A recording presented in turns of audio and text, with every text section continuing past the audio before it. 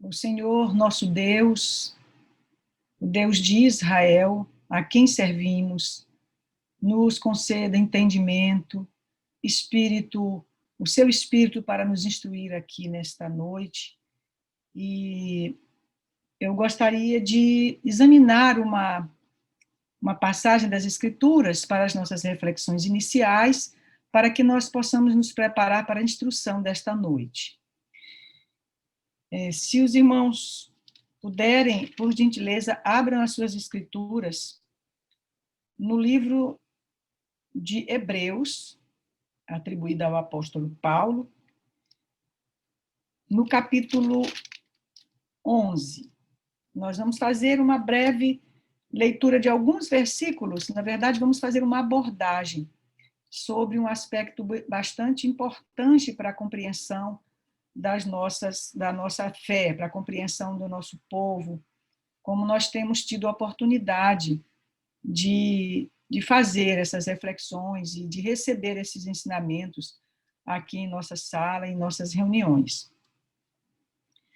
O capítulo 11 do livro de Hebreus, um livro que foi escrito, existe uma controvérsia em relação à sua autoria, mas existem estudiosos que atribuem a Paulo, e ele foi escrito para os judeus, né, para esse povo que vem sendo instruído por Deus ao longo de todo esse tempo.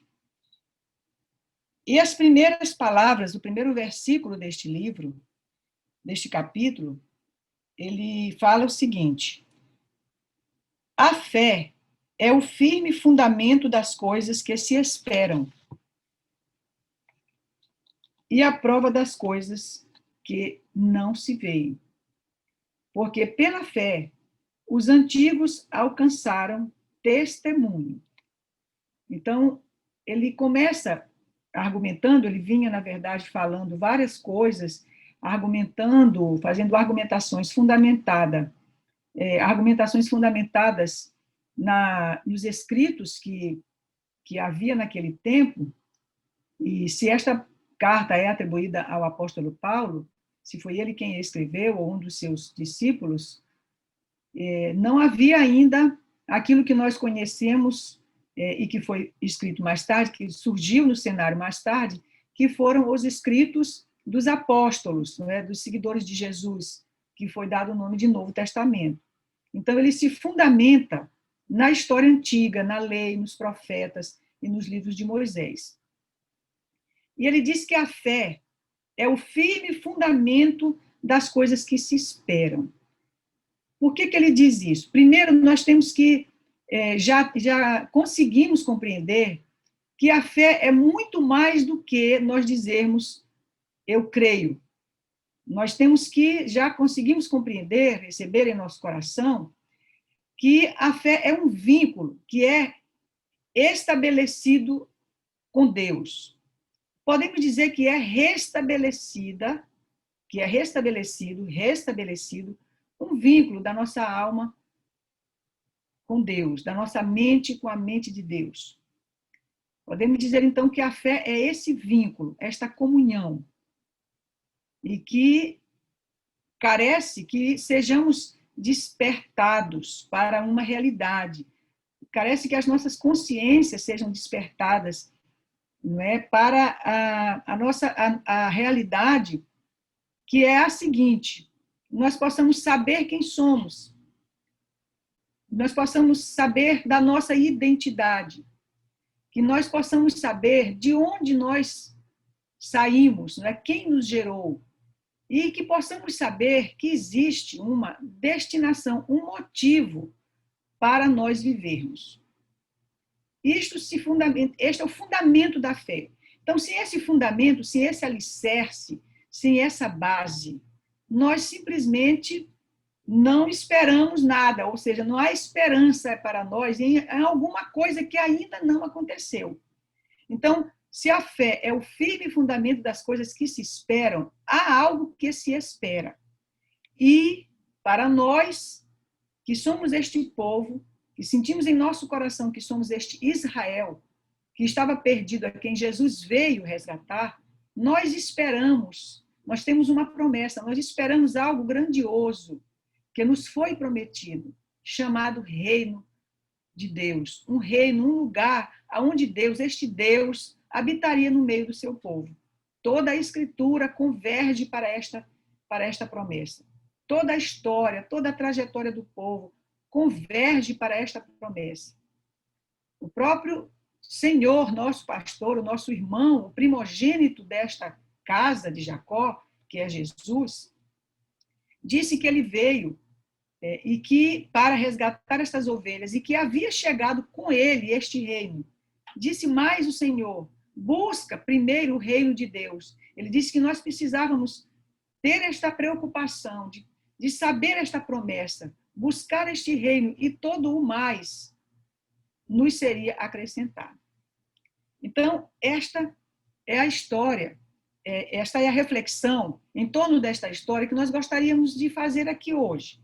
Porque, percebam, irmãos, o capítulo 11 do livro de Hebreus, o autor ele discorre sobre várias pessoas, vários personagens que viveram. Nós não vamos fazer a leitura porque é muito longo, né? Temos pouco tempo nestes comentários iniciais. Mas ele, então, trata de personagens que viveram, que vieram no meio do povo fazer tarefas importantes, que nem eles mesmos sabiam que era tão importante assim. Com exceção de alguns que tinham estreita comunhão com Deus, como Moisés, como Davi e Jesus, não se precisa comentar nada acerca dele, não é? Então, ele fala que estes homens, eles vieram fazer o seu trabalho, desenvolver a sua atividade, a sua missão, a sua tarefa no meio deste povo. E ele começa falando de Abel, ele fala de Abel, ele fala de Enoque, ele faz uma trajetória bem interessante, porque é como ele faz um relato progressivo, não é?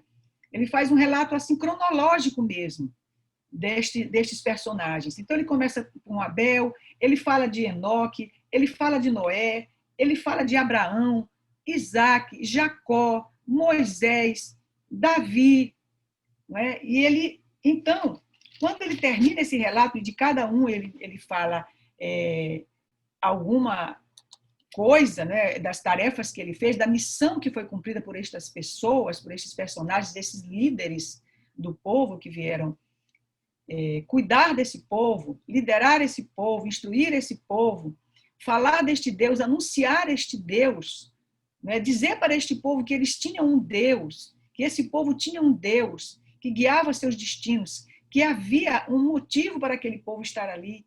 Então, quando nós vamos para as Escrituras com este novo pensamento, com este novo entendimento, meus irmãos, abre-se não mais uma janela, mas uma porta de entendimento, de compreensão tão maravilhosa, que se nós nos aplicarmos com humildade, nos colocando como aprendizes, desejosos realmente de receber estas revelações, o Senhor revela para nós, nos mostra coisas muito importantes.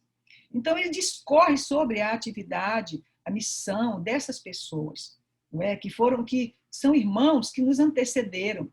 E é por causa deles que nós estamos aqui hoje, com todo esse conforto, com toda essa facilidade de nos comunicarmos, com toda essa facilidade de anunciarmos este Deus.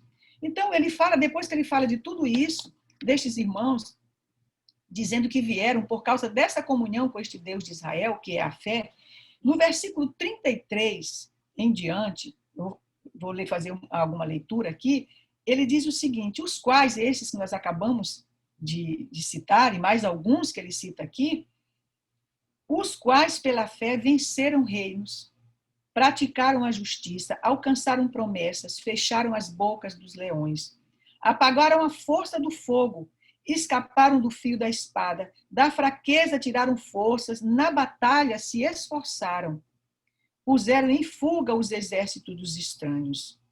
No versículo 36 ele disse: outros experimentaram escárnios e açoites, e até cadeias e prisões. Foram apedrejados, cerrados, tentados, mortos ao fio da espada. Andaram vestidos de pele de ovelhas e de cabras, desamparados, aflitos, e maltratados. E ele diz no versículo 28, dos quais o mundo não era digno, errantes pelos desertos e pelos montes, pelas covas e cavernas da terra. Ele diz então aqui, irmãos, que esse povo veio fazer um trabalho. Este povo veio trabalhar no meio do povo para um trabalho exaustivo, sacrificante, amando de Deus. O povo de Deus, essas lideranças, fizeram estas coisas para que o povo não se perdesse, para que o povo não perdesse sua identidade, para que o povo lembrasse do seu Deus, para falar para outros povos que havia um Deus no meio daquele povo. Vejam que são coisas graves que eles fizeram. Não é nada fácil, não é? Nós estamos falando de uma realidade muito para trás do nosso tempo, onde as coisas eram muito mais difíceis do que hoje, certamente. Mas se nós somos esse povo, e se nós realmente estamos compreendendo a nossa responsabilidade, não haveríamos de considerar estas coisas, a vida destes homens, não é? A quem devemos a nossa própria vida hoje, né? O desenvolvimento da nossa fé e do próprio entendimento que nós poderemos ter agora. Então, no versículo 39, ele diz o seguinte: todos estes que foram citados aqui neste capítulo 11, tendo tido testemunho pela fé, vindo trabalhar por causa da comunhão com Deus, a mandado de Deus, não alcançaram a promessa. Não alcançaram. É o que está dito aqui, não é? Mas Deus prometeu desde Abraão. Como assim? Como não alcançaram a promessa? E continuando, ele diz, provendo Deus alguma coisa melhor a nosso respeito. A respeito de quem? A respeito do povo, ele estava falando para os hebreus. Provendo Deus alguma coisa melhor a nosso respeito, para que eles, sem nós, não fossem aperfeiçoados. Prestem atenção, que coisa linda, que coisa importante nós compreendermos isso, como se o Senhor dissesse assim, olha, vocês são os irmãos mais velhos deste povo, e vocês precisam esperar que eles amadureçam, eles precisam ser provados, exercitados na vida, experimentados em muitas coisas, né, para alcançar a promessa de um reino, de uma terra, como disse ele a Abraão, né, Isaac e Jacó, uma terra onde manava leite e mel, e para o próprio Moisés, que este povo herdaria esta terra.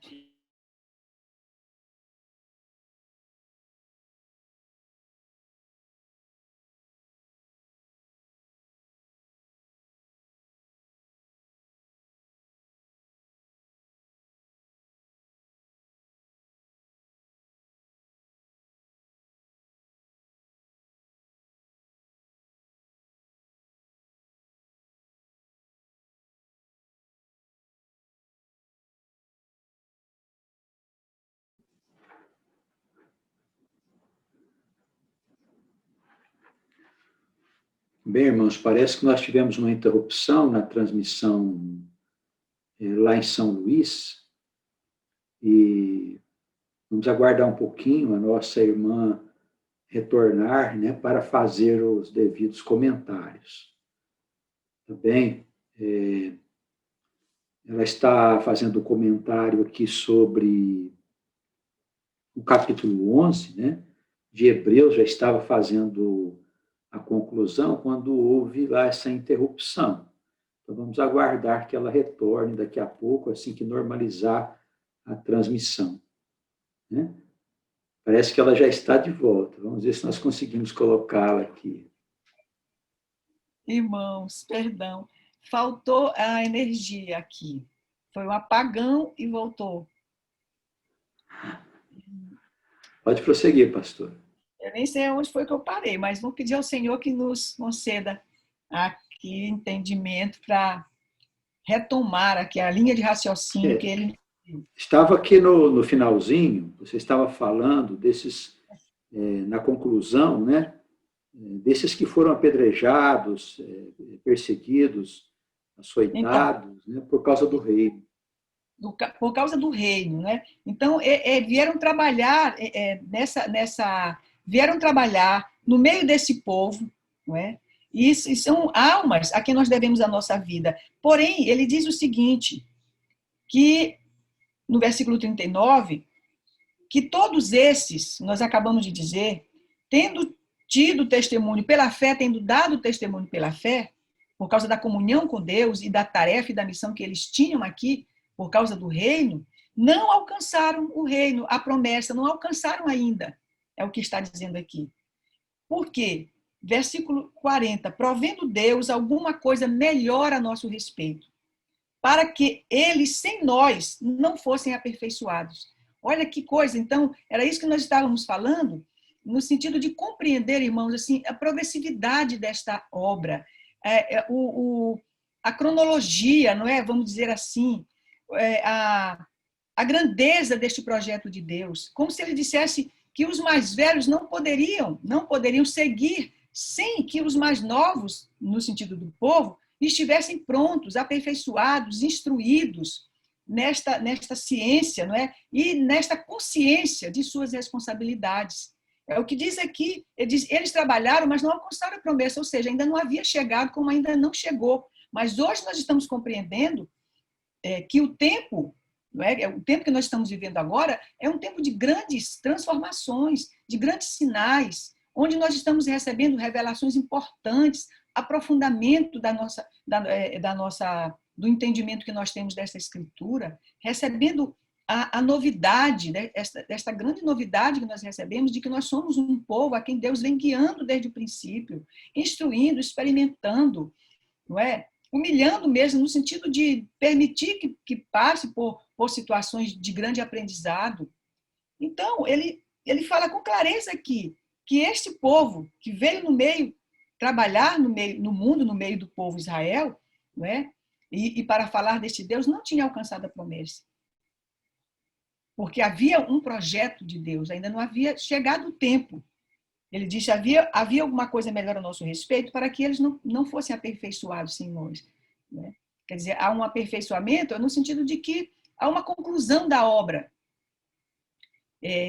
Há um ponto de chegada, né? Para se começar um novo tempo, uma nova humanidade. E, seguindo a instrução, ele diz assim, portanto, nós, no capítulo 12, seguindo a instrução, ele diz, portanto, nós estamos rodeados desta nuvem de testemunhas. É o que diz aqui o texto. Nós estamos rodeados de tão grande nuvem de testemunhas. Nós temos essas testemunhas da fé, esses relatos, essa história, irmão, tão grandiosa. Ele disse, então, nós não podemos deixar que o pecado, né, que a nossa vida seja um embaraço. Deixemos todo o embaraço e o pecado que tão de perto nos rodeia e corramos com paciência a carreira que nos está proposta. Dizendo que este povo, não é, ele tinha sido socorrido, tinha sido resgatado por Jesus para o desenvolvimento de um grande projeto de Deus, para a conclusão, para a chegada do reino, para as responsabilidades que esse povo tem, como teve estes que viveram aqui, que foram relatados no capítulo 11 do livro de Hebreus, irmãos. Olha, eu penso que nós temos que, assim, agradecer assim, com o nosso coração alegre estas informações, essas revelações que nós temos recebido aqui. E ele diz o seguinte, nós temos essas testemunhas, não podemos desconsiderar a vida desses homens que vieram trabalhar, e que vieram trabalhar não foi só nesse tempo aqui que está citado. As almas voltaram trabalhando no meio do povo, por muitas vidas, por muitas experiências, para justamente o aperfeiçoamento, né? O aperfeiçoamento dessas almas para esse grande, para que fosse cumprido esse grande propósito de Deus, que é a construção de um novo templo que será construído por esse mesmo povo e pelos homens que serão convertidos a este Deus grandioso de Israel. Então, ele disse, nós não podemos deixar que haja um embaraço, não é? Nós precisamos deixar esse embaraço. O que nos embaraça hoje é a nossa própria vida, a descrença, é o que nos embaraça. Nós não estamos falando da descrença dos homens do mundo, nós estamos falando da descrença das almas que estão no meio do povo, que é o povo, o Israel bíblico. as almas que estão ouvindo esta palavra, as almas que estão dentro das igrejas, as almas que leem as escrituras, as almas que dizem eu creio no Senhor, que dizem que são cristãos, são seguidores de Cristo. O que embaraça essas almas, essas mentes, o espírito do mundo, a ilusão deste tempo, embaraça as almas. Não é? O pecado que tão de perto nos rodeia, qual é o pecado que nós cometemos? É o distanciamento do nosso Deus, é não acreditar na palavra dele, conforme era o povo lá atrás de Moisés. Moisés falava e eles não acreditavam em todas as coisas que Moisés falava, irmãos. Então, isso nos embaraça, não é? Isso faz com que a nossa fé seja enfraquecida, porque nós vamos nos convencer das promessas do mundo. Diz a palavra que nós não podemos deixar que essas coisas nos embaraçem. Precisamos pensar o que embaraça a nossa vida. É a nossa própria vida, quando nós não estamos fortalecidos na comunhão com o nosso Deus, que é a fé. Então, ele diz, há uma saída, olhando para Jesus, versículo 2 do capítulo 12, olhando para Jesus, que é o autor e o consumador da fé. Por quê? Porque foi por ele que chegou a luz no mundo. É ele quem restabelece, quem restaura a nossa comunhão com Deus, que é a fé. É Jesus quem faz isso. Ele diz, olhemos para Jesus, não percamos a nossa referência. Olhando para Jesus, autor e consumador da fé. Este é a nossa referência, este é o nosso referencial, irmãos, para nós não nos perdermos. Nós estamos hoje aqui reunidos nesta sala virtual, os irmãos que estão nos ouvindo no YouTube, nós precisamos compreender a gravidade dos tempos e das estações, como disse o apóstolo Paulo. E precisamos receber em nosso coração com muita gravidade esta palavra que está sendo concedida a nós pela misericórdia de Deus. Que o nosso coração, ele se encha de alegria. Mas, acima de tudo, que nós peçamos a Deus que nos conceda entendimento. Entendimento, para que nós possamos aproveitar essas oportunidades que Ele está nos concedendo. Se somos povo, e nós cremos firmemente que nós somos povo, porque é a nós que esta palavra está sendo dirigida. Que Deus nos abençoe e abençoe o nosso irmão, nosso pastor, que vai conceder a instrução desta noite, pelo Espírito de Deus. Amém. Nós observamos nas palavras da nossa irmã, que fez a abertura do nosso estudo hoje, que há uma dualidade, há uma busca nos ensinamentos, uma busca que fala de uma parte do povo que não poderia ser deixado de lado. Nós vemos que esta passagem do livro Hebreus, né, o capítulo 11, está em perfeita harmonia com outros trechos dos escritos do apóstolo Paulo, que trata de Israel e da salvação dos gentios. Me parece que fica claro para nós que existia um conhecimento que era oculto, porque não era de acesso às pessoas comuns. Também, nos nossos dias, nós vemos que é desse modo. A maior parte dos corações que estão envolvidos aí com a igreja, com certeza constituída de almas bem imaturas, sem condições de compreender algo mais profundo. Observamos que desde a época de Paulo, muito pouco mudou. Há um desenvolvimento no aspecto material, tecnológico, etc., mas não no amadurecimento das almas. As almas continuam ainda imaturas, apegadas às coisas terrenas, apegadas aos prazeres, às ilusões que a vida material produz. Então, cabe a nós, que fomos chamados por Deus, nos dedicarmos para entender um pouco daquilo que está escondido e avançarmos, porque o Senhor precisará de nós para ali na frente, logo adiante, a gente dar testemunho acerca do reino, falarmos do mundo novo, explicarmos o que se passa com a alma depois da morte física, muito confundida com a pessoa. Morre o indivíduo, corporalmente eles dizem que o indivíduo foi enterrado. É claro que não foi, é o corpo dele que foi enterrado. É o corpo que vai se desfazer. Infelizmente, a sociedade ainda tem essa concepção, não consegue entender que o ser humano é constituído de um corpo físico e de uma outra parte que é sua essência, que é a alma. Então, há muito ainda a se explicar. Eu creio que todos nós que estamos hoje sendo chamados para esse novo universo de coisas, todos nós seremos requisitados pelo Senhor para falarmos do reino e para darmos as devidas explicações às pessoas que vão estar cheias de dúvidas, assim que esse sistema, que hoje está na Terra, começar a ruir. Vai ruir muito feio, levando milhares de pessoas ao desespero, à angústia, à aflição, inclusive à morte. Já está acontecendo isso hoje. Já tem muita coisa aí por aí se passando que nós não sabemos. Pegamos uma notícia aqui, outra acolá, mas há um descontrole que vai aos poucos tomando conta dessa humanidade. Então, Deus quer que nós nos preparemos, que nós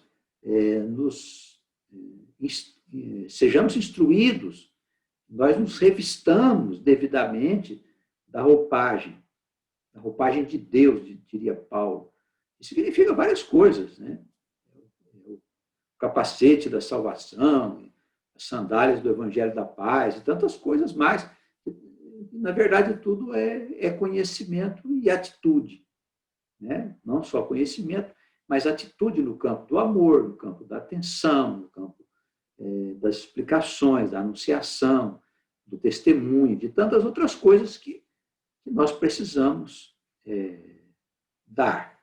Se é que servimos ao Senhor, se é que queremos participar mesmo desse trabalho, que não tem nada a ver com o mundo. Bem, nós já estamos examinando Romanos. Falamos do capítulo 9, capítulo 10, e entramos no capítulo 11. E já acho que estamos no terceiro estudo. Acredito que vamos concluir hoje.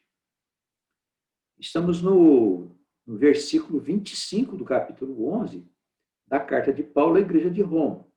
Então, você que está aqui pela primeira vez, pega a sua escritura, abra a carta aos Romanos, para a gente poder fazer uma leitura e algumas considerações. Como eu disse na introdução, hoje ouvimos falar dessa dualidade, como se houvesse um povo que não pode ser deixado para trás, tem que ser encontrado para ser aperfeiçoado. Com qual finalidade ser aperfeiçoado? Ora, para juntar o povo que é Israel, a juntar as tribos de Israel que estão dispersas no mundo. Essa é a única finalidade, não tem outra. Então, Deus quer encontrar esse povo. Esse povo já foi ajuntado? Ainda não foi. As tribos continuam dispersas e precisam ser ajuntadas.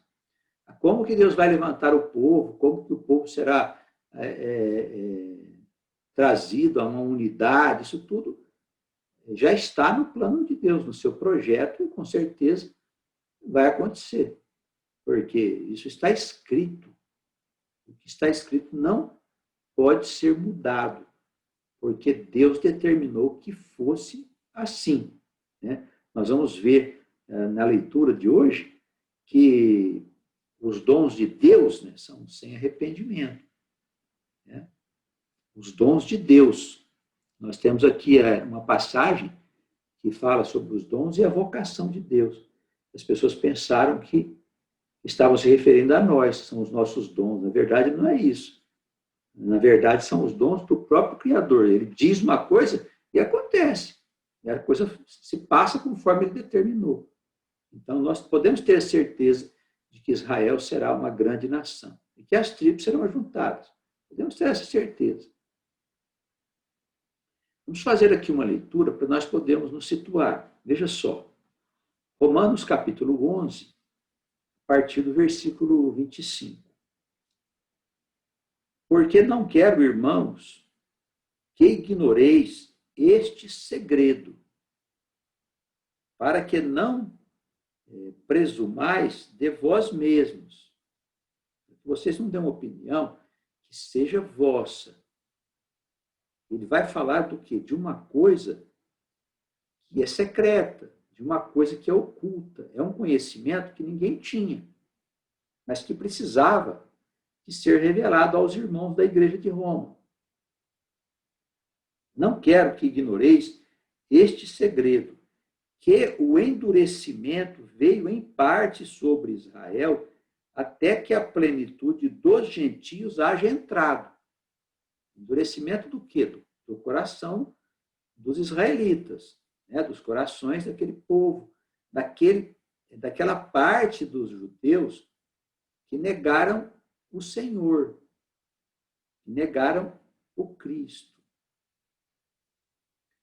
E que até hoje, nos nossos dias, ainda não aceito pelos de Judá, podemos dizer assim, que são os judeus tradicionais. Mas nós, que fomos chamados pelo Senhor, entendemos as razões dessa negação, desse endurecimento, porque foi proposital da parte de Deus, na necessidade, diz aqui o apóstolo Paulo, de que a plenitude dos gentios pudesse entrar em que lugar? Entrar na casa do Senhor, fazer parte do povo escolhido. Então, nós temos entre os gentios, que nós podemos dizer que são os estranhos, nós temos um grupo de gentios que o apóstolo chamava de plenitude. O que quer dizer isso? Será que era mesmo todos os gentios que ele estava procurando? Ou será que era uma parte dos gentios que ele estava buscando? As ovelhas perdidas da casa de Israel. Havia irmãos judeus, irmãos dispersos também, mas havia essa parte, esse segmento de gentios, que ele chama aqui plenitude. O tradutor colocou plenitude, não se sabe se é isso, que precisava ser encontrado, para que ele pudesse entrar na casa do Senhor. Olha só o que diz o versículo 26, é importante. E assim o quê? Com a entrada da plenitude dos gentios, todo Israel será salvo. Espera um pouquinho. Então, essa tal de plenitude dos gentios pertence a Israel. A não ser que o escrito aqui esteja errado. Mas está muito claro. É que nós não percebíamos, na verdade, que se estava falando de almas que estavam no meio dos gentios e que eram almas de judeus, almas de israelitas, né? Seria a palavra mais adequada. Muitos de nós temos alma de judeus. E a gente percebe a pessoa que tem alma de judeu por causa da profundidade, por causa do envolvimento, por causa do desejo que ele tem de servir ao Deus Altíssimo. Nós percebemos quando a pessoa é mais amadurecida e quando a pessoa ainda está na superfície. Embora a gente não faça juízo de ninguém, mas a gente percebe essas coisas. Tem alguns irmãos que têm mais dificuldade para poder entender as coisas do Deus eterno, do Deus de Israel. Então, com certeza, Paulo aqui está falando de um segredo, porque ele mesmo diz aqui, não quero que ignoreis este segredo, para que vocês não comecem a falar de vocês mesmos o que vocês acham. Então, ele diz assim, olha, O endurecimento foi proposital. Veio sobre Israel até que a plenitude dos gentios pudesse entrar. E assim, todo Israel será salvo, como está escrito. Então, Israel, no ponto de vista do apóstolo Paulo, constituía-se dos judeus verdadeiros e de uma parcela de gentios que ele chamou de plenitude. Quando essa plenitude entrasse para a casa de Judá, para se ajuntar novamente, o Israel estaria completo e todo Israel seria salvo. Então, implica, evidentemente, a conversão daqueles gentios que estavam espalhados no mundo e daqueles judeus cujos corações tinham sido endurecidos. E esse endurecimento permanece até os nossos dias. É evidente que até o fim dos tempos, quando os eventos apocalípticos caírem sobre o mundo, é claro que os judeus vão entender quem é o Cristo. E os cristãos vão entender também quem é o Cristo, que o Cristo não é Deus, que o Cristo não é uma propriedade dos cristãos. Os cristãos são as ovelhas perdidas na casa de Israel. Nem todos, mas essa tal de plenitude que o apóstolo Paulo diz que buscava. Então, a gente precisa entender isso, irmãos, porque é dessa forma que nós, que somos gentios, entramos na casa do Senhor, encontramos a salvação e podemos participar desse Israel do futuro. As ovelhas estão espalhadas no mundo e, com certeza, essa descendência não é uma descendência somente biológica. Existem os descendentes biológicos e a descendência biológica tem uma importância muito grande, né? Não vamos tratar aqui desse tema agora, mas muitos irmãos estão no meio dos gentios, que são judeus, na verdade, que são israelitas, pertencentes às 12 tribos de Israel. São espalhadas no mundo há muito tempo. E existem razões para esse espalhamento. Lá no passado, ele foi tido como a causa principal, né, a desobediência. Mas, um pouco mais adiante, com as revelações do Senhor, nós entendemos que, na realidade, Deus precisava que estas almas estivessem em vários lugares do planeta para que, por elas, ele pudesse impulsionar o progresso. Porque essas almas têm o selo do Deus vivo. Essas almas são marcadas desde o começo da história. Então, mesmo que elas fossem almas não muito profundas, mas Deus tinha acesso ao pensamento deles. E por eles, Deus fez progredir toda a humanidade. Há ovelhas da casa do Senhor espalhadas em todas as nações do mundo. Bem, em todos os lugares. E elas serão ajuntadas, elas serão devidamente levadas à casa do Senhor. Vão entrar lá para que todo Israel possa ser salvo. Bem? Então, nós temos aqui uma citação dele mesmo. Ele diz assim, olha, todo Israel será salvo, como está escrito, de Sião virá o libertador. De Sião, o que é de Sião? Da casa do Senhor, de Israel. De Sião virá o libertador, e desviará de Jacó as impiedades. Então, ele está mostrando aqui qual que é o papel do Cristo, que é o profeta enviado por Moisés, disse que seria enviado. Então, não é Deus. Jesus, o Cristo, o filho de José, ele não é Deus. Ele é simplesmente o nosso irmão mais velho, o primogênito do povo de Israel. Então, ele é tido como aquele que viria para desviar da casa de Jacó, que na verdade é Israel como um todo, as impiedades. Ele é aquele que veio nos purificar, nos lavar, tirar de nós os pecados. Então, o apóstolo aqui faz uma referência ao livro de Isaías, lá no capítulo 59, no versículo 20. Se os irmãos quiserem acompanhar, eu gostaria de fazer uma leitura dessa passagem, onde ele fala que de Sião virá o libertador. Quem é o libertador? O Messias, que é o Cristo, infelizmente não foi aceito pelos judeus, né? Porque Deus assim o quis. E esse endurecimento se mantém até os nossos dias, em face do quê? Em face da imagem que foi criada no cristianismo da pessoa de Jesus. Eles inventaram toda essa lenda, essa história que tem em torno da pessoa dele, para ele poder ser Deus. Ele não poderia ter sido gerado de mulher, como uma pessoa normal, como uma pessoa comum. Então criaram essa lenda de que ele tinha nascido de uma mulher virgem, o que era uma lenda conhecida no Oriente Antigo. Daí passaram a ver o sexo como uma coisa impura e tantas outras coisas mais que a igreja admitiu como se fosse realidades. Então, nós precisamos começar a ver Jesus por um ponto de vista diferente do ponto de vista do cristianismo, da teologia cristã, para a gente não ficar perdido, senão nós vamos ficar perdidos no meio dessa confusão, querendo ajeitar as coisas.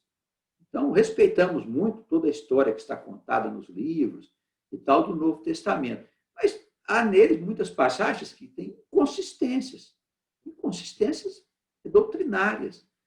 Primeiro, não tem nenhuma harmonia com o Antigo Testamento. Então, são passagens que geraram o quê? São passagens que deram origem aos dogmas da igreja, às coisas que não têm explicação. Então, nós temos que olhar o nosso Jesus como o profeta que Moisés disse que seria enviado para salvar o povo. É isso, ele é um profeta, ele é um homem como nós. Só que ele é o irmão mais velho do nosso povo. Então, isso muda as coisas, evidentemente que muda, porque esse Jesus, sim, pode ser aceito pelos judeus da atualidade. Por que não? Os judeus, por sua vez, também assumem uma postura inadequada. Do mesmo modo que os cristãos assumem uma história de que Jesus é Deus, os judeus, por outra parte, dizem que Jesus afirmou ser coisas que Jesus não disse ser. Porque Jesus nunca disse que era Deus. Embora pela boca dele falasse o verbo vivo, o Logos divino. Por vezes, os seus discursos parecia que eram advindos do próprio Deus, mas por causa da comunhão, não porque ele era Deus. Mas quem é que sabia de comunhão? Quem é que sabia de Logos? Quem é que sabia de verbo? Ninguém sabia de nada. Isso lá no século 3, 4 da era cristã, quando geraram essa história de que Jesus era Deus. Então, bom, tudo bem, respeitamos. São dogmas, etc. e tal. Mas nós não podemos viver de dogmas, nós temos que avançar. Né? Então, aqui, vamos ver a passagem aqui no capítulo 59 do profeta Isaías. Às vezes os irmãos não têm necessidade de abrir, eu faço a leitura aqui para os irmãos. Está no versículo 20, né, do capítulo 59 do profeta Isaías. E virá um redentor. O que é o redentor? É o Salvador, o libertador. E virá um redentor a Sião, e aos que em Jacó se converterem da transgressão, diz o Senhor. Então, ele vai virar para quê? Virá para converter os israelitas à verdade do Deus eterno. E olha só o que Deus vai fazer com eles, que é o que vai acontecer depois dos eventos apocalípticos. Quanto a mim, quanto a Deus, né, o Senhor, essa é a minha aliança que eu farei com eles. O meu espírito que está sobre ti e as minhas palavras que pus na sua boca não se desviarão da tua boca, nem da boca da tua descendência. Nem da boca da descendência da tua descendência, diz o Senhor, desde agora e para todo sempre. Ora, então qual é a aliança que Deus vai fazer com o povo? Ele vai, depois que o Israel todo for salvo, né, o Israel como um todo, tanto as ovelhas desgarradas, quanto aqueles que são de Judá, podemos dizer assim, é só para a gente poder acomodar as ideias. Vamos pensar assim, que Israel é esse povo perdido, espalhado, está no meio dos cristãos, espalhado nas nações. Não é bilhões de almas, não. Tá bem? É um certo número de almas. E Judá seriam os judeus, os que são tradicionalmente judeus, de descendência biológica. Então, quando todos esses que são verdadeiros judeus e verdadeiros cristãos e ovelhas verdadeiras se ajuntarem como Israel, Israel for salvo, o que o Senhor vai fazer? Ele vai fazer com esse povo a aliança definitiva. O Espírito dele estará sobre o povo. E também as suas palavras estarão na boca do povo. E nunca mais eles se desviarão do caminho. Nunca mais o povo de Deus se desviará do caminho estabelecido. É isso que diz aqui a profecia de Isaías no capítulo 59, no versículo 20 e 21, você poderá conferir aí na sua casa. Isso se passará com a descendência do povo, com a descendência da descendência e sucessivamente, desde agora e para todo sempre. Essa é a promessa. Então, irmãos, evidentemente, tudo isso que nós temos falado sobre a unidade de Israel, a necessidade do ajuntamento das tribos, das ovelhas que estão desgarradas, essa revelação que Deus tem feito a nós, e ela começou há pouco tempo, né? Foi de 2015 para cá que nós começamos a receber essa revelação sobre o povo de Deus. Isso é uma verdade que se fundamenta nas Escrituras, nas profecias, não tem nada que nós inventamos. Deus simplesmente nos mostrou, porque nós víamos também, andávamos nos mesmos caminhos que os cristãos andavam. Isso é verdade. E quem estava andando com a gente sabe muito bem disso. Mas Deus veio e mostrou outra coisa. Olha, tem mais coisas do que vocês estão pensando. Bem, tem mais coisas para vocês verem. Começamos a ver que, na verdade, as Escrituras, elas trazem toda a revelação. É a gente que não vê. É necessário que o Espírito mostre a nossa revelação. Senão a gente não enxerga de jeito nenhum. Então, o apóstolo Paulo, ele cita aqui no versículo 27 a profecia de Isaías, que está no capítulo 59, nos versículos 20 e 21. De Sião virá o libertador, e desviará de Jacó as suas impiedades. E esta será a minha aliança com eles, quando eu tirar os seus pecados. Assim que, quanto ao evangelho, são inimigos por causa de vós, por causa dos que têm que entrar. Mas quanto à eleição, são amados por causa dos pais, por causa dos outros, que estão já desde muito tempo seguindo o caminho. Os dons e a vocação de Deus são sem arrependimento. Né? Olha o que ele diz aí, versículo 29. Então, os dons e a vocação não é os dons que Deus te deu. Ele está falando que quando Deus diz uma coisa, essa coisa vai se passar. Então, se Deus disse que fará isso com o povo, ajuntando o povo, e salvando, e libertando definitivamente, não há, da nossa parte, nenhuma razão para duvidar, irmão. Vai duvidar de quê? Vai duvidar da palavra de Deus? Vai duvidar dos profetas? Não é possível. Parece que nós estamos com o microfone aberto, irmão.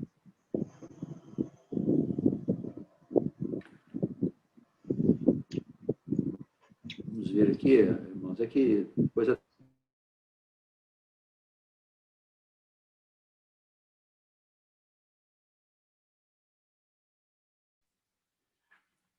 Tá bem, vamos lá, vamos retomar.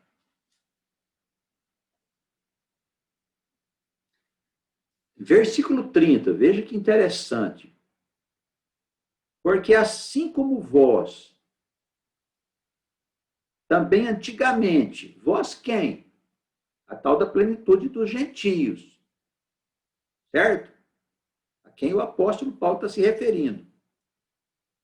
Assim como vós também antigamente foste desobedientes a Deus.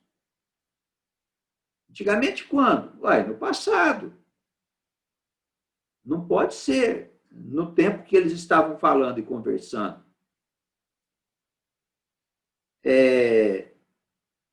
Fosse desobediente a Deus, mas agora alcançaste misericórdia pela desobediência deles, assim também estes agora foram desobedientes para também alcançar a misericórdia, pela misericórdia a vós demonstrada. Então, está aqui evidente no versículo 29 que essa desobediência aconteceu antes dos judeus serem endurecidos. Pois está claro aqui. Antigamente fosse desobediente a Deus. mas agora alcançaste misericórdia pela desobediência deles. Então, qual que é a desobediência deles? O endurecimento do coração.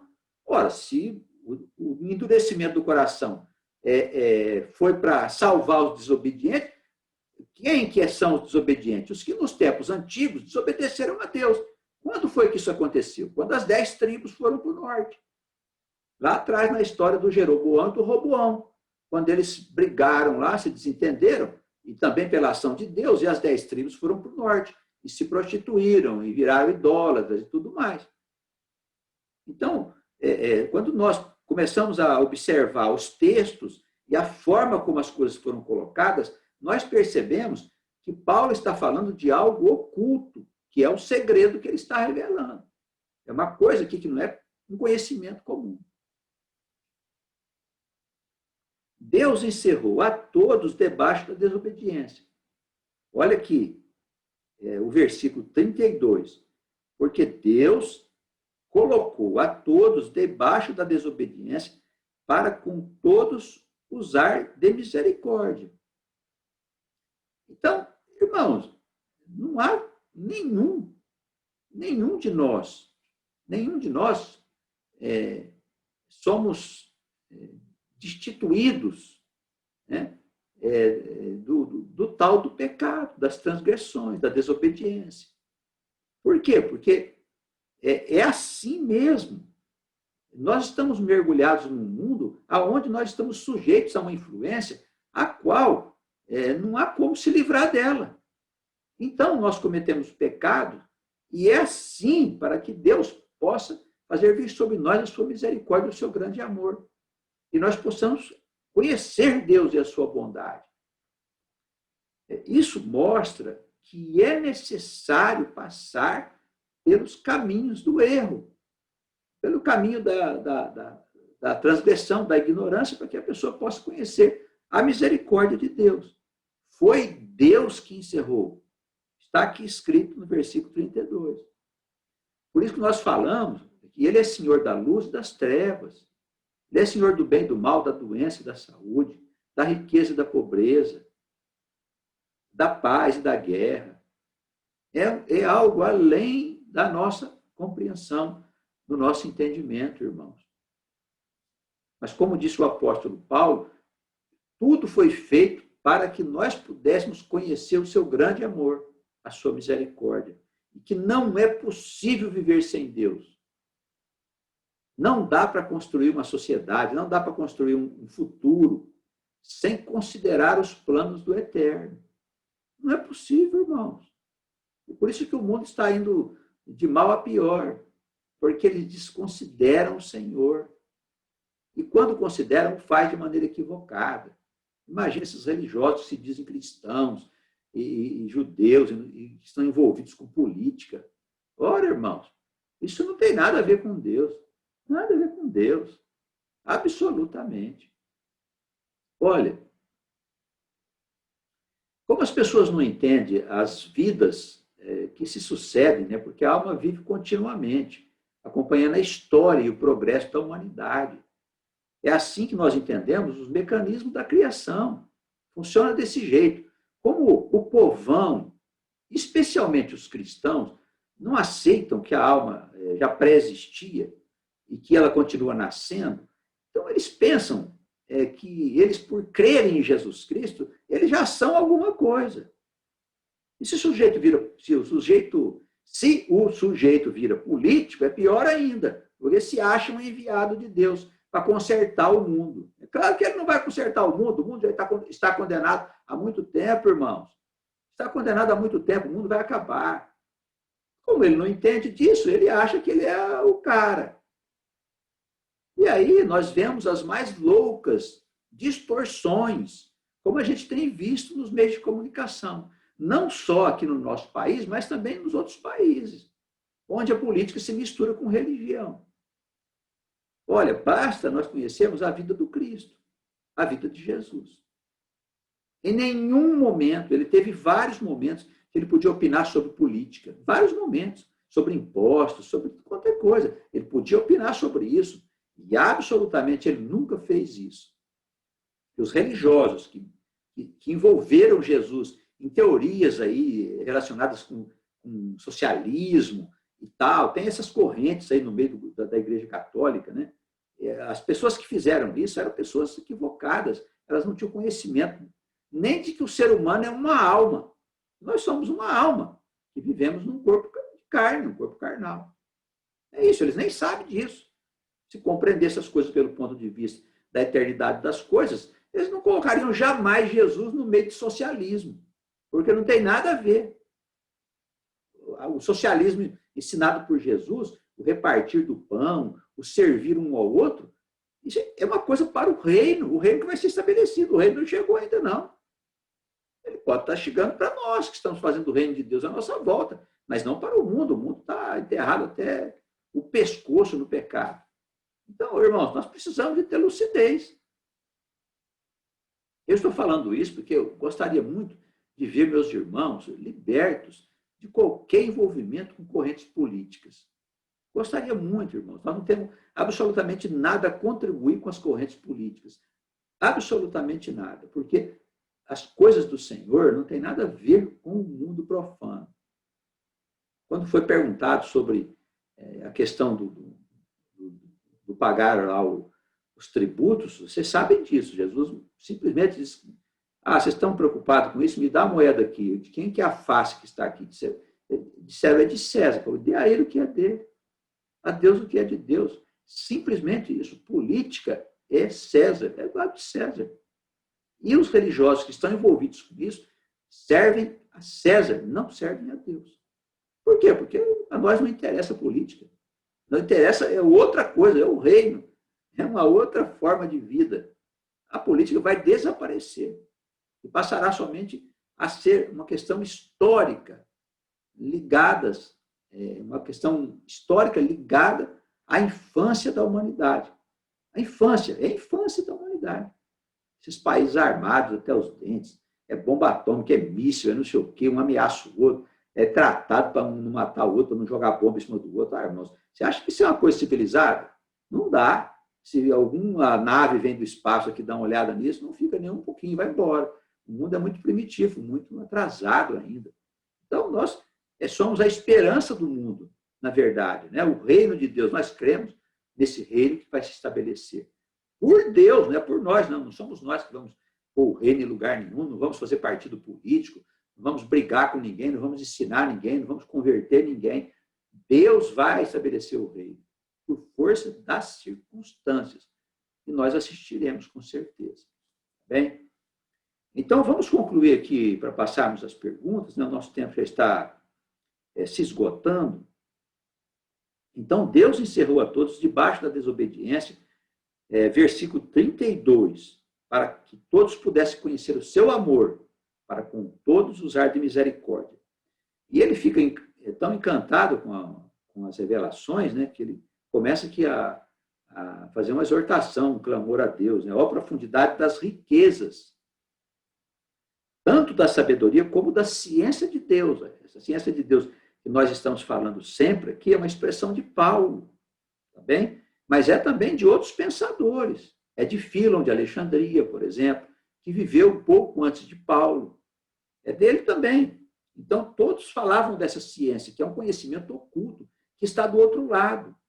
Nós precisamos saber disso, como é que as coisas se encaixam. Na verdade, a nossa criação é sustentada por esse outro universo invisível que está à nossa volta, cuja sabedoria traz explicação para tudo aquilo que não tem explicação dentro das religiões. Tá bem? Ó a profundidade das riquezas, tanto da sabedoria como da ciência de Deus.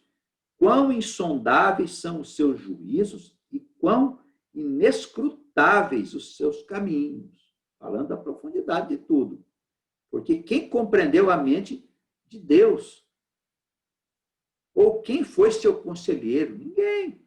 Sempre existiu, meu amigo.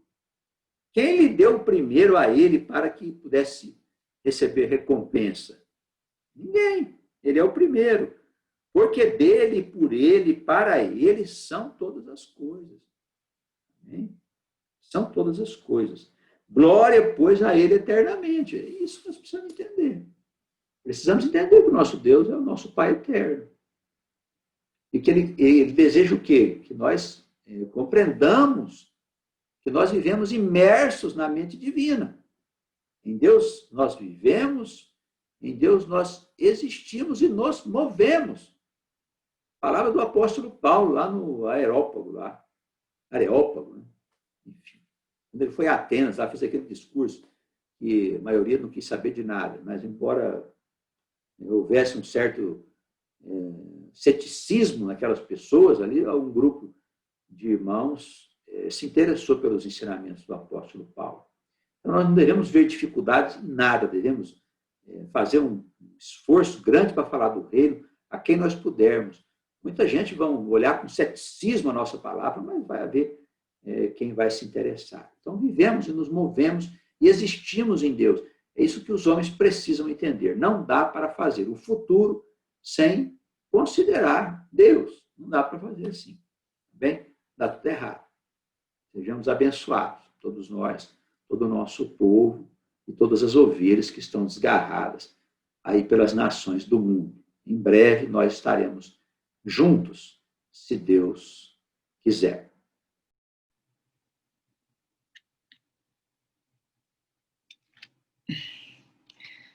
Vamos nos preparar, irmãos, para as perguntas, né? Tanto aqui na sala quanto no YouTube.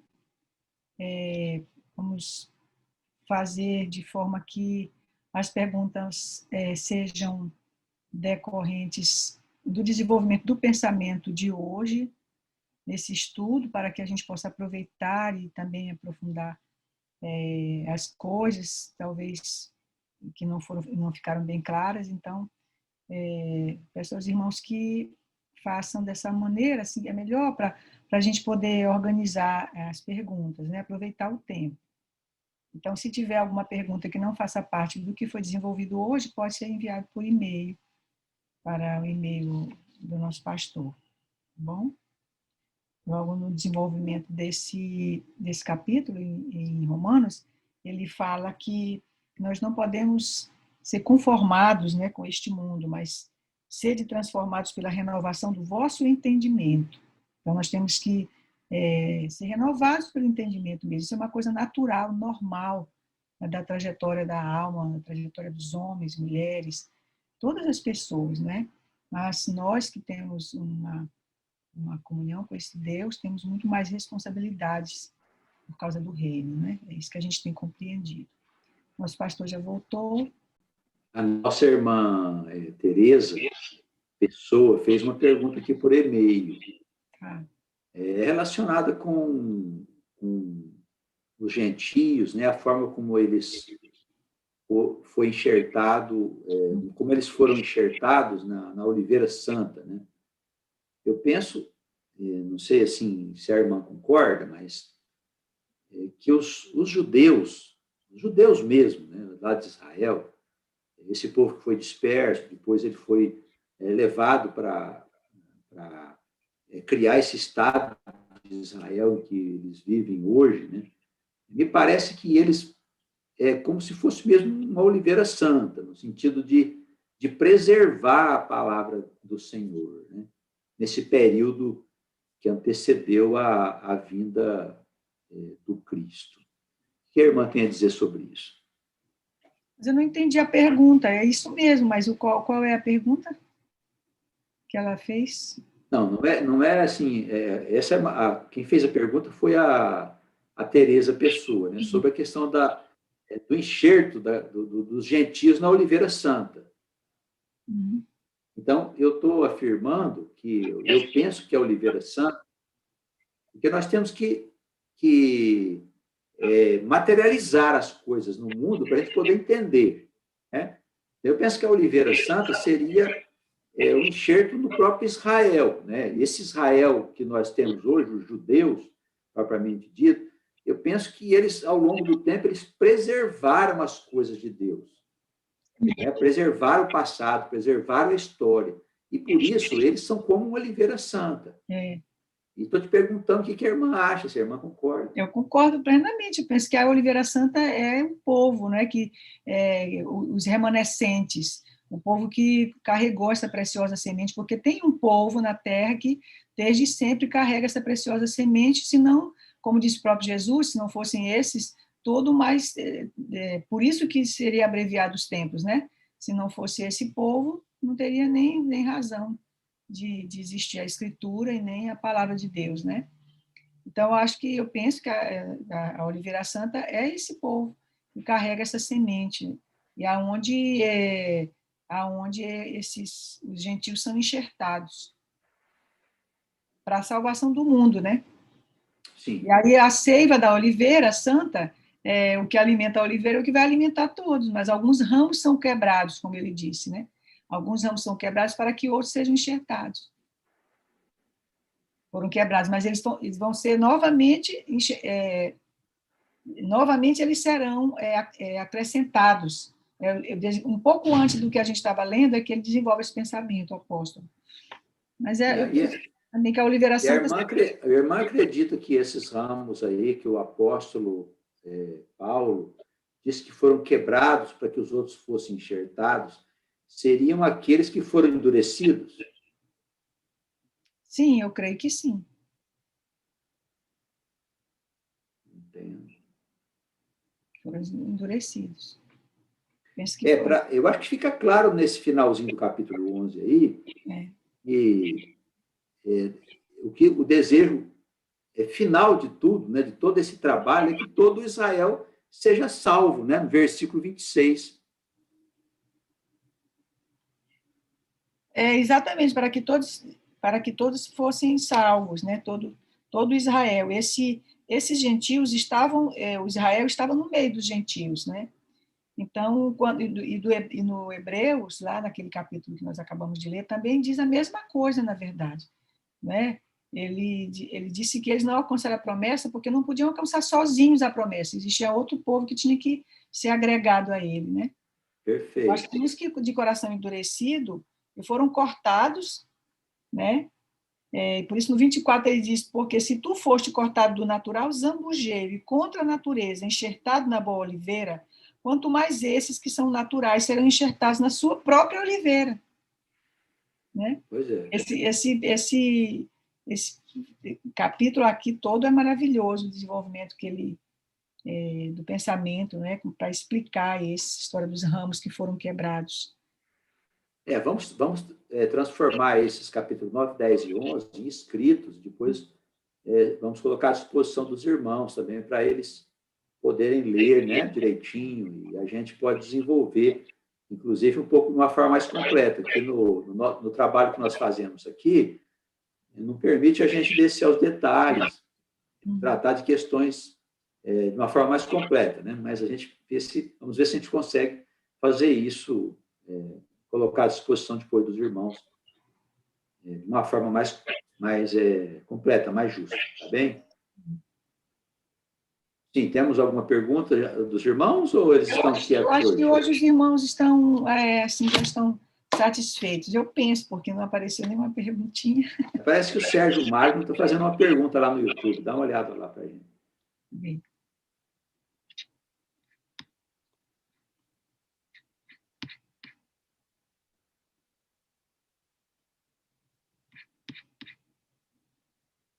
Ainda não chegou. Parece que eu vi o comentário chegou dele. Uma pergunta do nosso irmão Márcio, de São Luís. A palavra em Hebreus 11:40, quando diz para que eles sem nós não fossem aperfeiçoados, significa que, apesar desses heróis da fé terem alcançado o amadurecimento mais cedo, eles precisavam esperar trabalhando para que os mais novos pudessem ser resgatados. Fala também que ainda um aperfeiçoamento a ser dado para ambos. Olha, eu acredito que falta uma consciência maior e definitiva, né? Talvez seja uma consciência completa para o nosso povo, o povo como um todo. Porque nós consideramos Israel os verdadeiros judeus, os verdadeiros cristãos. E consideramos também que há gentios, que são pessoas em outras nações, que pertencem ao povo, ao nosso povo. uma vez que existem no meio dos cristãos e dos judeus pessoas que não são verdadeiros cristãos e nem verdadeiros judeus, mesmo que tenham descendência biológica, isso leva-nos a concluir que no meio de pessoas gentias existe também almas que são de israelitas, que estão ali cumprindo missão em várias áreas da vida humana, em vários setores da vida humana. Mas esse povo, eles precisam se unir em torno de um ideal, de um pensamento único. Ele não pode... como é que ele vai se unir com o pensamento dividido? Então, eu penso que o pensamento do judaísmo e do cristianismo, ele precisa ser substituído por uma nova maneira de enxergar. Eu penso que isso não pode ser uma religião. Precisa ser como se fosse uma ciência, onde a pessoa entende que é dessa forma porque é lógico. Então, o Cristo, que eu penso que vai aperfeiçoar a todos, é o Messias esperado pelos judeus. Mas o Cristo não é o Jesus da Igreja Católica. O Jesus da Igreja Católica é uma imagem, um ser criado pelos católicos e são respeitáveis, né, na sua fé, nas suas argumentações, etc.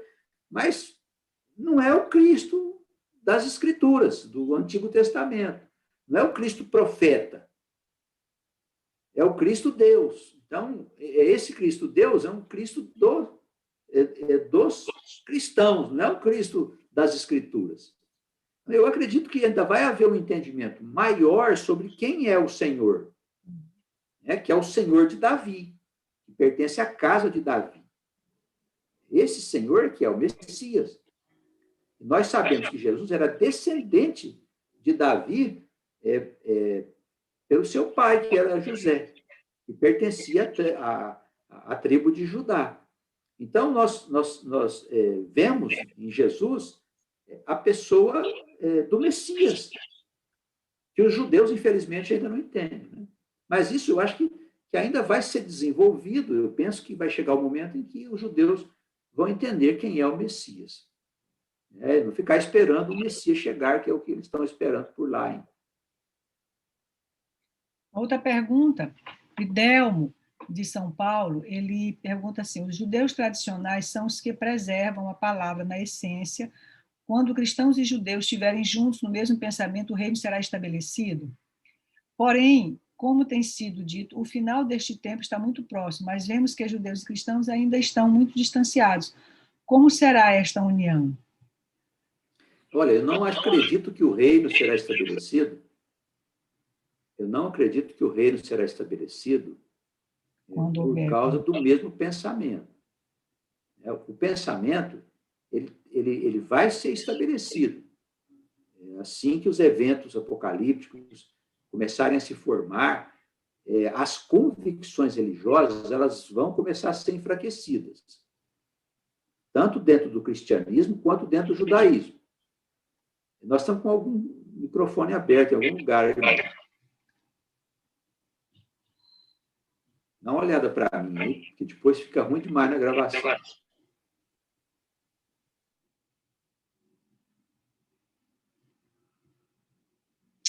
Agora abre o teu. Então, eu acredito que nós vamos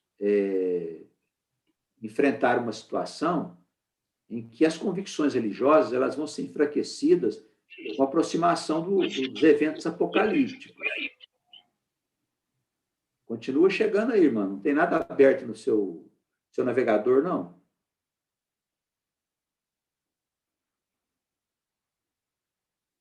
Fechou o navegador? É como se fosse uma repetição da minha palavra, entendeu? Um eco. Agora desapareceu. Tá? O navegador está fechado, o microfone. Tá. Bem, então eu creio que essas convicções elas serão enfraquecidas e serão substituídas por um outro pensamento. Eu creio que vão ser levantados homens e pessoas e profetas, escritos, que vão levar tanto cristãos como judeus, que são verdadeiros, a um entendimento comum. por força das circunstâncias apocalípticas, não por causa do pensamento. Porque é o desarranjo que vai vir sobre o mundo que vai levar as pessoas a entender que o que elas pensavam não era verdade em relação ao futuro. Então, não será o conhecimento que vai estabelecer o reino, mas serão os eventos apocalípticos, que vai destruir a convicção de todo mundo. E vai ficar só uma realidade. Essa realidade vai se formar rapidamente, por causa que o Espírito de Deus vai estar com o seu povo. Não vai haver resistência mais. Quem atrapalha a unidade do povo é o espírito da religião, porque cristianismo e judaísmo são separados. Os cristãos defendem a ingênua ideia de que eles substituíram os judeus. É uma ideia ingênua, porque as escrituras não falam nada sobre isso. A não ser que Deus tivesse cometido algum erro na obra. Eles pensam, por exemplo, que Jesus foi traído por Judas. Nós já falamos sobre isso aqui. A visão é uma visão estreita. Então, todas essas coisas, elas pertencem ao espírito religioso. Isso precisa ser destruído e vai ser pelas coisas que vão acontecer, pelas circunstâncias apocalípticas. Não porque alguém vai falar alguma coisa. Imagina se alguém tem poder para falar contra o espírito de religião. Ninguém tem. É muito poderoso. É antigo demais. Os espíritos das religiões são os espíritos do Apocalipse, nós sabemos disso. Então, são coisas muito antigas, alimentadas por muita gente. Não tem quem chega lá e diz, não é assim, todo mundo vai dizer amém. Isso não vai acontecer. Tá bem? O sistema vai romper, depois que vai se formar a unidade, com certeza. Penso que é esse o caminho.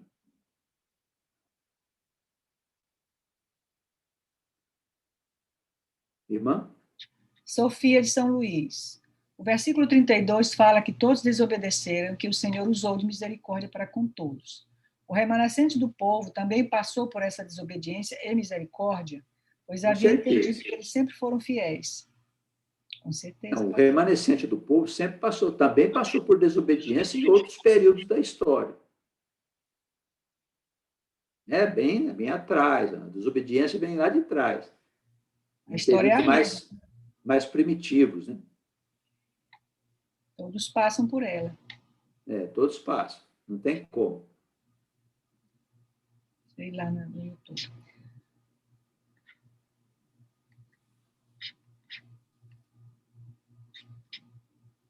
No YouTube não temos perguntas. Quietinho no YouTube, só comentários?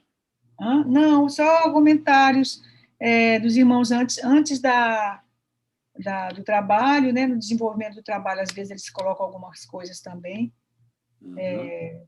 Só o Sérgio colocou glória desde Israel, a paz de Cristo, Jesus a todo o povo. Os irmãos sempre colocam essas mensagens de exortação, né? De gratidão, não tem essas coisas. Não tem perguntas, não. Tá bem. Se não houver mais pergunta na sala, a gente pode fazer aqui a gente pode conversar um pouquinho sobre a lição? Sim. Então, se não tiver nenhuma pergunta mais na sala, dá uma olhadinha lá. Na sala não tem. Pode fazer, irmão. Desenvolve aí outra coisa. Ok. Então, eu penso, assim, irmã, que para fins da nossa instrução, o que é que temos que considerar? Existe mesmo esse conceito de que há um grupo de almas que foi espalhada nas nações do mundo. Esse conceito se fundamenta nas profecias do Antigo Testamento. São várias passagens que tratam desse tema. Também existe um conceito de que estas almas serão um dia juntadas. Israel voltará a ter a unidade que ele perdeu quando houve a separação das tribos, lá na época do Roboão e do Jeroboão. Então, fazendo um resumo, nós temos acesso à casa do Senhor justamente porque nós somos filhos dessa promessa. de que nós voltaremos para casa. Então, isso precisa ficar claro na nossa cabeça, no nosso coração, para a gente poder tanto dar explicações para as pessoas, quanto estarmos convictos de que nós somos israelitas. Isso é importante, a nossa alma é israelita. Isso é importante nós sabermos. É claro que no meio de nós, nas comunidades, ou pessoas que nos acompanham, tem almas de irmãos que não são israelitas, mas isso não faz diferença. Alguns sentem que pertencem a esse povo que foi chamado. O que se sentimos mesmo que somos, isso aumenta muito a nossa responsabilidade. Então, essas explicações que nós estamos dando aqui, elas não foram inventadas por nós. Elas são fundamentadas nas Escrituras Sagradas. E como disse o apóstolo aqui no versículo 29, o que Deus diz é sem arrependimento. Então, se ele colocou nas profecias que as coisas seriam de determinada maneira, ninguém pode dizer que isso mudou porque houve um erro na história. Isso é uma bobagem enorme. Nós não podemos afirmar tal coisa. As passagens que dizem da fidelidade de Deus e das suas promessas estão por toda parte. Não dá para não ver, fazer de conta que não existe. Então, assim, eu gostaria que, se a irmã puder ajudar nesse sentido, que nós pudéssemos fazer aqui um resumo dessa concepção de que há esse grupo de almas espalhadas, porque isso tem um profundo significado para nós. É dessa forma que nós podemos voltar para a nossa casa. Não existe outra forma. Qual outra forma? Pensar que os judeus fizeram o que não podia com Cristo, sendo que as Escrituras dizem que foi Deus que quis assim. Então, nós não podemos pensar como pensam os cristãos em relação a essa questão, não em relação à doutrina, à sua moralidade, aos princípios de justiça. Não estamos falando sobre isso, mas em relação ao Messias, em relação ao Cristo de Deus. Nós temos que pensar de uma forma diferente, que tudo está se cumprindo de acordo com a vontade do Eterno. Pastor. Meu irmão, assim, eu não sei assim, se há alguma dúvida em relação, dentro da nossa sala ou do nosso grupo de irmãos que têm nos acompanhado, em relação a isso, né? Que há um grupo de almas, um povo que Deus vem guiando. Eu não sei se existe essa dúvida. Talvez a dúvida que eu penso que talvez trouxe alguma inquietação, é no sentido assim, existe uma doutrina mesmo, assim, religiosa mesmo, que fala que todo mundo é povo de Deus, né? E então, se todo mundo é povo de Deus, não existe um grupo de almas separado por Deus para essa responsabilidade de estabelecimento do reino na face da terra, né? Mas isso ainda é por conta do espírito religioso que alimenta algumas mentes. Eu não acho que isso seja uma coisa, eu acho que é natural que seja assim, mas não acho que seja uma coisa que de uma hora para outra saia da mente da pessoa, das pessoas, né? Mas eu penso que hoje fica cada vez mais claro que existe um grupo de almas que Deus chamou, que não são muitas almas, né? E que está sendo experimentado e guiado e instruído para uma tarefa. Eu acho que esse capítulo de Hebreus aqui, ele deixa muito claro isso, né? Que essas almas, ora, acha que essas almas que vieram trabalhar no meio do povo não continuaram vindo trabalhando no meio do povo justamente para conduzir esses irmãos mais novos da sua própria casa, né? Que se espalharam e que se envolveram com outro pensamento, com outros deuses, conforme a gente vê aqui nesse livro. Então, eles vieram trabalhar no meio desse povo, não é mesmo? E, ao mesmo tempo, das nações que um dia também serão salvas, que são os gentios, que são almas que são enxertadas nessa oliveira santa. Então, eu penso assim que a igreja cristã ela é uma igreja gentílica, né? Eu acho que a maioria das almas que estão dentro da igreja cristã são almas de gentios mesmo, que foram enxertados na oliveira, né? Mas quando Jesus chegou lá atrás, ele veio para buscar as almas de irmãos israelitas que estavam espalhadas, que não era uma multidão, que estavam espalhadas por aquela região, também em lomos de gentios. Por isso que Paulo foi chamar os gentios. E tanto é que as comunidades, né, que a gente chama de igrejas, e aí confunde um pouco, porque parece que são grandes coisas, grandes igrejas, não. As comunidades que eram feitas nas famílias, elas eram feitas, eram compostas por judeus e gentios, judeus e gregos, em grande parte por judeus, né, que estavam vivendo em outras comunidades, em outros lugares. E tinha os gregos, que eram os gentios, que compunham essas comunidades, essas casas. Então, eu acho que não tem assim, ou quando entra esse elemento que é a vida sucessiva e tudo mais, e essa condução desse povo, essa trajetória na história, eu acho que fica tudo tão mais claro que eu penso assim que os irmãos não têm tanta dúvida em relação a isso. Eu penso que não tem como nós não compreendermos nós não compreendermos isso. Vamos compreender de que maneira? Porque se não inserirmos as vidas sucessivas, então para que servem as vidas sucessivas? Para a gente viver não é verdade? Vai ter um tempo que a alma toma consciência. Ora, se há um tempo que a alma toma consciência, e se existem numa família almas que vieram antes, que são as mais velhas, então isso se aplica a este aspecto do povo que nós temos entendido. Irmã, tem um irmão aí no YouTube perguntando por que a diferença de hebreu e judeu.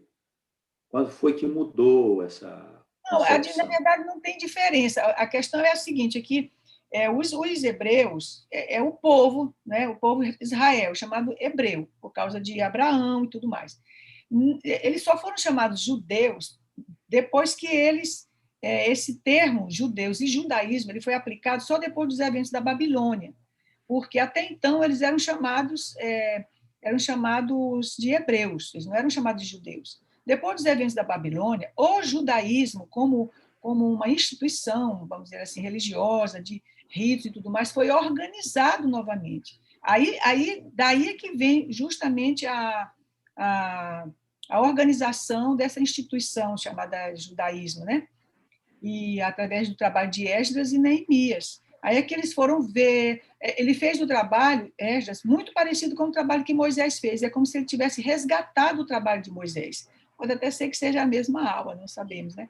Mas ele veio fazer um trabalho muito parecido com o trabalho de Moisés. Então, ele restaurou todas as instruções de Moisés, a maioria dos livros foram escritos nessa época, e aí eles passaram a ser chamados de judeus, né? Porque eles voltaram, os de Judá, que tinham sido escravizados por Nabucodonosor, voltaram para Jerusalém, né?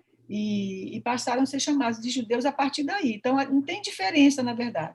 Os hebreus são todo o povo, não é? Juntando tudo, desde o começo. E depois que eles se separaram, ficou essa divisão, reino do norte e do sul, sendo do sul Judá e do norte Israel. E o do sul, que habitava em Judá, né? Na Judéia, por ali, é chamado de judeus, por causa dessa tribo, né? Judá e Benjamim. Então, é isso, por isso que se chama judeus. Eu acho que está bem esclarecido. Eu acho que a gente ter ficado em torno desses capítulos 9, 10 e 11, que é onde Paulo desenvolve esse pensamento, né? Essa instrução acerca de Israel e de Judá mesmo, eu acho que fica mais claro. Para nós foi muito bom ter ficado esses 5 semanas, 5 lições, semanas não, foram 4 estudos, talvez 5, em torno disso, porque esclareceu mais as coisas, né? Eu acho que isso é importante que a gente entenda, é muito importante que a gente compreenda isso para que a gente saia daquele entendimento de que demonizando os judeus, por exemplo, né? Porque isso aconteceu durante muito tempo. A cristandade demonizou os judeus por não compreender os planos de Deus, os propósitos de Deus, né, por achar que a vida se encerra na morte, enfim, por não crer, porque isso é uma atitude de descrença, né, de que há um propósito de Deus, há um plano de Deus, como dizem Hebreus, né, um propósito ainda maior que o Senhor quer para todos nós, para toda a humanidade, para todas as pessoas, né? Então, isso precisa cessar, no nosso coração precisa ficar tranquilo em relação a isso, e não ter mais essa preocupação de achar que os cristãos vão ensinar os judeus. Não, os cristãos vão aprender com os judeus, essa é a verdade.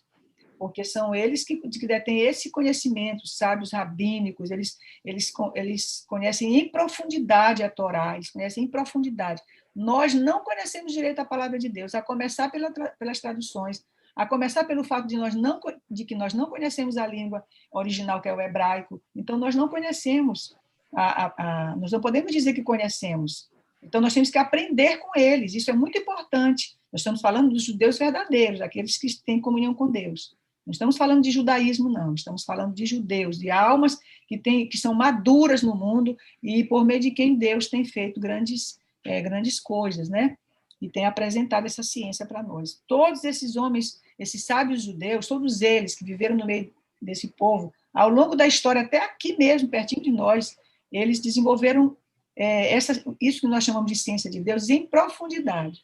Nós temos que conhecer, sim, essa ciência. E eles é que vão fazer esse trabalho, com certeza.